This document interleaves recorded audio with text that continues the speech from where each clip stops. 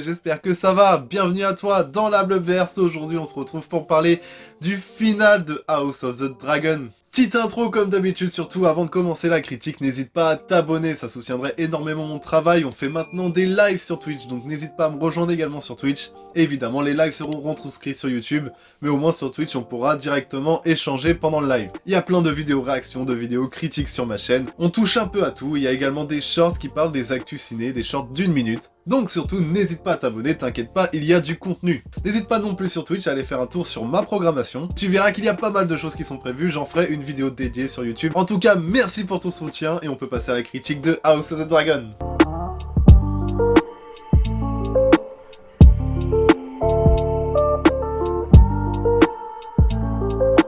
Alors la semaine dernière on était qu'à Port-Réal avec Alicent et c'était déjà vraiment pas mal parce que Rhaenys a fait vraiment un move de ouf. En fait on suit un peu Rhaenys finalement. On va se retrouver du coup à Pierre Dragon, là où est Rhaenyra et Daemon évidemment. Du coup on va passer par plusieurs étapes dans l'épisode. La première étape c'est évidemment l'annonce à Rhaenyra et Daemon de la mort de Viserys. Daemon qui m'a fait quand même un peu rire parce que il est persuadé qu'on a assassiné le roi alors que c'était pas en très bon état quand même le Viserys la dernière fois qu'il l'a vu, c'était juste un squelette donc c'est assez marrant qu'il pense qu'on l'ait assassiné quoi. Par contre elle apprend également que Aegon s'est fait couronner, que Aegon trône sur le trône de fer. Je pense que cette critique va être relativement rapide, en tout cas sur cet épisode-là précisément, parce qu'en fait on va passer l'épisode à monter une stratégie un peu pour la conquête du trône de fer. Donc on a Daemon qui est vraiment investi lui, et Rhaenyra qui arrive quand même à, étant donné que c'est elle qui prend les décisions, elle arrive quand même à calmer les choses en quelque sorte, à bien développer sa stratégie, et dans sa stratégie, à Rhaenyra, elle ne fera pas le premier pas, c'est-à-dire que ce n'est pas elle qui va déclencher les hostilités. Elle a un peu la sagesse de son papounet celle-là. Un des soldats de la garde royale, je me demande même si c'est pas celui qui a aidé Rhaenys à s'échapper dans l'épisode précédent, mais je vous avoue, je suis pas sûr, donc je vais rien affirmer. En tout cas, il vient apporter la couronne de Viserys, du père de Rhaenyra. Justement, là, on a des plans vraiment très beaux, où elle porte la couronne, où tout le monde s'agenouille, hormis Rhaenys. Rhaenys ne va pas s'agenouiller une seule fois dans l'épisode, mais tu le comprends totalement. Et vu le soutien considérable qu'elle va lui apporter, il n'y a pas photo, ne t'agenouille pas, c'est pas grave. Et dans cet épisode, on retrouve même Corlys qui se réveille, du coup, qui apprend tout ce qui s'est passé durant son absence, et il se voit convaincu par Rhaenys de suivre Rhaenyra. D'ailleurs, j'ai totalement oublié de vous le dire, mais lorsque Rhaenys revient pour annoncer toutes ces nouvelles à Rhaenyra et Daemon, la mort de Viserys et le couronnement d'Aegon, et bah Rhaenyra commence à avoir des contractions et fait malheureusement une fausse couche. Une fausse couche, la scène était vraiment très intense, hein. Du coup, toutes les scènes d'accouchement dans Game of Thrones, en tout cas dans House of the Dragon, tu les retiens. Là, tu voyais même les connexions avec son dragon, tu voyais le parallèle avec Daemon à côté, qui était en train de déjà préparer la guerre, la conquête du trône. On a même une scène assez touchante où Daemon regarde un peu l'horizon à Pierre Dragon après la perte de son enfant, du coup, son fils ou sa fille, je sais plus. Du coup, pour revenir à Corlys, il fait une scène vraiment très stylée où il débarque et commence à développer sa stratégie militaire, dire un peu ce qui va pas et ce qui va dans ce qu'a prévu Rhaenyra et les autres. D'ailleurs, il se retrouve autour de la table en forme de carte qui s'allume avec les flammes. En fait, en dessous, ça fait très stylé, la table est vraiment très stylée. Et bref, en tout cas, Corlys commence à reconnaître Rhaenyra en tant que majesté, et lui dévoile du coup les alliés qui pourraient être dégotés. C'est à ce moment-là que Rhaenys dit qu'elle va partir en chercher avec sa fille, ou sa petite fille plutôt, et que ses fils vont se porter volontaires pour apporter les messages aux Stark et aux Baratheon. Mais ça, on va y revenir plus tard, on n'en est pas encore là.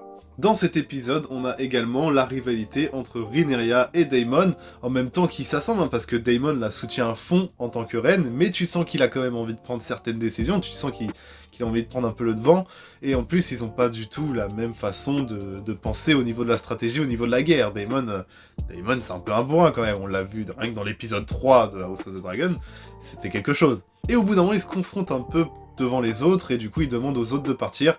C'est là qu'elle lui explique l'histoire que lui a racontée sur Père, sur les marcheurs blancs finalement, et Daemon commence à le choper par la nuque et à carrément l'étrangler, hein, sincèrement, en lui disant qu'il faut pas se baser sur des contes, des légendes pour enfants, et qu'il faut se contenter des actes dans la vie. On a carrément Otto qui vient essayer de trouver un accord pour laisser Aegon sur le trône et qu'il n'y ait pas de guerre. On va passer assez rapidement cette scène parce que, inutile de vous dire que ça n'a pas fonctionné, juste que Rhaenyra, du coup, lui dit qu'elle ne reconnaît pas pour l'instant Aegon sur le trône, mais elle ne déclenche pas les hostilités parce que Otto joue sous la corde sensible de Alicent, évidemment. Donc voilà, on a juste un peu ça qui se passe entre les deux, mais voilà, on sent que tout se tient à un poil de cul. Hein, vraiment, et ça va craquer et ça va partir en couille direct. Donc c'est un peu finalement après cette arrivée d'Otto que on a ce rassemblement où tout le monde se met d'accord, où les fils de Rhaenyra se proposent plutôt que de pigeons voyageurs. Des dragons, c'est quand même un peu plus convaincant. Et ça, c'est vraiment pas con. Donc c'est là que Rhaenyra commence à dire à l'aîné qu'il va aller convaincre les Stark, et au plus petit qu'il va devoir aller convaincre les Baratheon. Donc on suit le plus petit, celui qui avait arraché un œil à Aemon dans l'épisode 4 ou l'épisode 5, je me souviens plus très précisément. Mais en tout cas, on le voit partir chez les Baratheon, il fait littéralement un temps de merde, un gros nuage, orage, flotte, averse de fou, enfin vraiment un bon gros temps de merde. Et bref, du coup tu le vois qu'il se dépose sur la cour, et là, premier truc que je me dis, c'est marrant, les gardes, ils ont pas l'air impressionnés par le dragon, tu vois. Bah tu m'étonnes, juste après tu vois un éclair derrière les remparts et une apparition de Vhagar. Oh mon dieu, l'apparition de Vhagar était incroyable, elle est vraiment super impressionnante, c'est une montagne. C'est un continent même le truc, tu vois ce que je veux dire?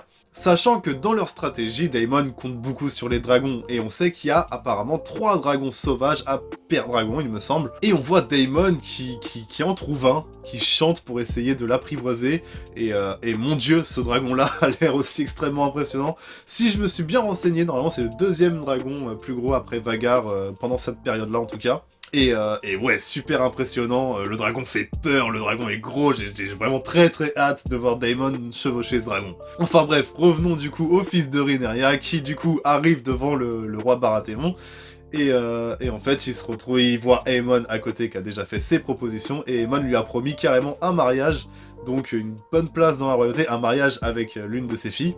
Sauf qu'évidemment, le fils de Rhaenyra est déjà engagé, donc il ne peut rien promettre finalement. Et du coup, le Baratheon décide qu'il ne fera pas d'alliance avec Rhaenyra. Aemon, par contre, lui, il réclame un œil, il veut qu'il s'arrache son propre œil. Et le roi Baratheon arrive quand même à calmer les choses et à dire accompagnez-le jusqu'à son dragon, je ne veux pas de ça ici, c'est juste un émissaire, il faut pas qu'on le tue dans ma maison. Et là, on suit du coup une scène vraiment très stressante, où du coup, t'as le fils de Rhaenyra qui est sur son dragon, qui fait « Ok, on fait attention, parce que Vhagar, on le voit plus, frère !» Là, il pleut, il y a des nuages de fou, des éclairs de tous les côtés, l'intensité est super bien faite. La musique de cet épisode aussi, mais c'est assez oufissime, en fait, comme production. C'est assez exceptionnel, en fait.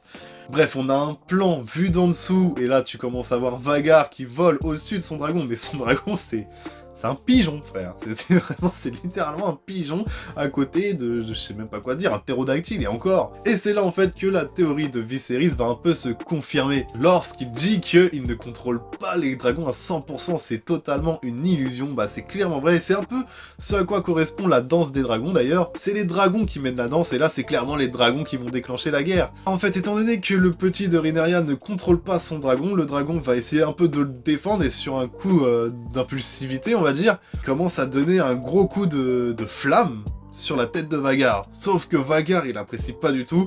Aemon ne contrôle plus du tout Vhagar, parce que Aemon c'est pareil, il ne voulait pas non plus attaquer jusque-là, tu vois, il voulait faire peur, il voulait intimider en quelque sorte, montrer que c'était lui le plus fort maintenant. Sauf que Vhagar, lui, il est vénère, tu vois. Du coup, là, on a un petit plan sur le fils de Rhaenyra qui commence à s'échapper, carrément. On s'échappe du brouillard, tu vois, on s'échappe des éclairs, des nuages. Donc on est en train de se dire, ah putain, un peu de luminosité, c'est bien, vas-y, fonce. Et à ce moment-là, Vhagar le bouffe. Mais littéralement, il a synchro. C'est comme si là, tu me shotais un knacky, frère, et que je le mangeais comme ça, tu vois. C'est littéralement ce qui s'est passé. Donc du coup, le fils de Rhaenyra est mort d'une scène super choquante, tu vois vraiment pas du tout arriver. Et là, tu vois la tête d'Aemon, hein, Aemon qui a pas l'air con du con sur son dragon. Je suis pressé de voir quand il va annoncer ça à Alicent. J'aurais aimé voir du coup Alicent réagir à ça dans cet épisode, mais ce sera pas le cas malheureusement. Par contre, l'épisode se termine du coup sur Daemon qui va aller annoncer à Rhaenyra que son fils s'est fait bouffer par Vhagar, quoi. D'ailleurs, l'acteur a eu une idée, c'est lui qui a eu l'idée de cette scène de dos, où tu vois juste Daemon de dos annoncer à Rhaenyra, et Rhaenyra qui s'avance vers le feu, et tu comprends sa souffrance à travers la musique, etc. C'est l'acteur qui incarne Daemon qu'on a eu l'idée. D'ailleurs, c'est lui aussi qui avait improvisé la scène où il ramasse la couronne de son frère, quand son frère monte sur le trône dans l'épisode encore précédent, donc c'était épisode 8, si je me souviens bien. En tout cas, voilà, ça se termine sur une très grosse masterclass, parce que Rhaenyra se tourne et tu vois son visage colérique et peiné, donc tu sens la guerre va éclater direct. La saison 2, on n'aura pas le temps de respirer en fait, tout simplement. La saison 2, on n'aura juste pas le temps de respirer, ça va être ouf. Et voilà, bah là, maintenant, 2 ans d'attente les amis. Ni plus ni moins, 2 ans d'attente. La production ça commence seulement en 2023, donc c'est parti pour la dépression, hein. Qu'est-ce que vous voulez que je vous dise? Ring of Power c'est fini, et Ring of Power c'était pas si bien que ça, et la masterclass là, ça y est, elle est finie aussi, hein. Il nous reste Andor, et il y a Tales of the Jedi qui sort demain, en vrai. Donc on a quand même de quoi se mettre sous la dent, mais... Ah, ce sera pas House of the Dragon, hein. On sera pas sur le cul chaque semaine, lundi prochain, c'est fini, on n'a plus rien à regarder, malheureusement. En tout cas, ça m'a vraiment fait plaisir de partager toute cette série avec vous. J'espère vraiment que les critiques vous ont plu, et j'espère vraiment que c'était cool pour vous de se retrouver de façon hebdomadaire pour parler de House of the Dragon. En tout cas, merci pour le soutien que vous m'apportez, et surtout, n'hésitez pas à vous abonner si c'est pas le cas. Le principal, c'est que tu prennes soin de toi, et moi je te dis à la prochaine. Ciao!